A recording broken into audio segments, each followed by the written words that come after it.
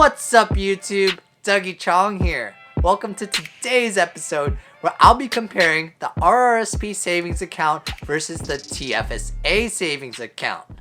For those of you that don't know what they are, I will leave links to videos I have made on each of these accounts individually. But in this video, I will be comparing whether you should put $1,000 into an RRSP account or into the TFSA account. I will also mention that these accounts are only available if you are a Canadian citizen. So there are a few main factors when it comes to deciding whether to put some money into an RRSP account or a TFSA account.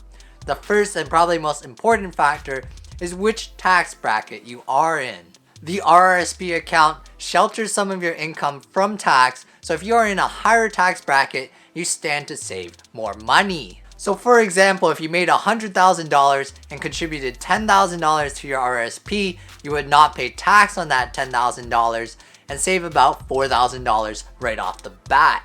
And while your account will grow tax-free until retirement, it's important to note that the RRSP account is only a tax-deferred account, and upon retirement, you will be charged tax on any of the money you take out as if it was income. So that $10,000 you put in maybe when you're 25, you'll have to pay tax on it when you pull it out in retirement. So the main way to maximize RRSP accounts is to have a high tax bracket when you're working, and then in retirement have like a low or no tax bracket at all, so you try to avoid tax in retirement. This situation, however, is very rare because most wealthy individuals will either buy real estate to make income or have stocks that provide dividends, and it'll be hard for them to be in a low income tax bracket upon retirement. The next factor when deciding between RRSP or TFSA is whether you left a like and subscribe to my YouTube channel. Just kidding, but seriously, if you leave a like and subscribe, it really helps my channel grow.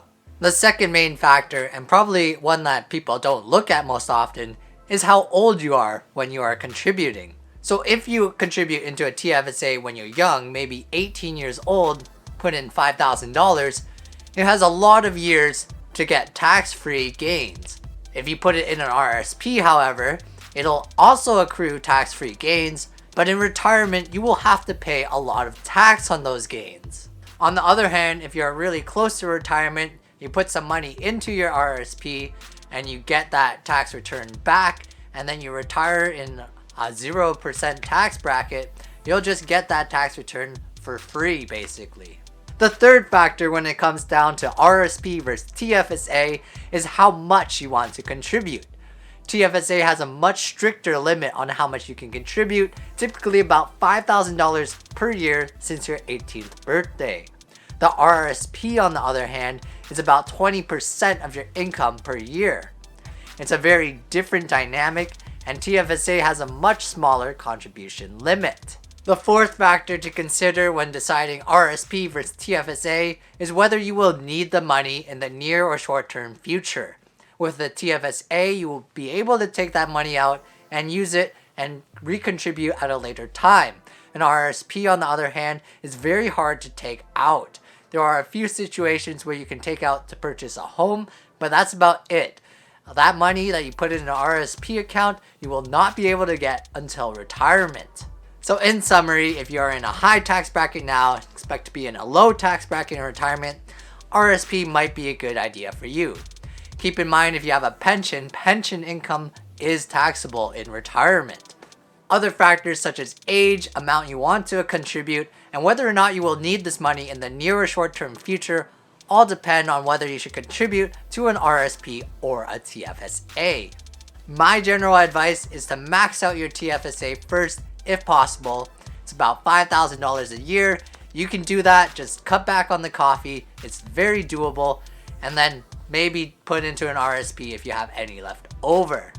That's it for this video, guys. Thanks a lot for watching. Hope this video helped you decide whether to contribute to an RRSP or a TFSA. Leave it in the comments below if you have any questions. Don't forget to leave a like if this video helped you at all, and subscribe if you have not already. Thanks again for watching. Till next time.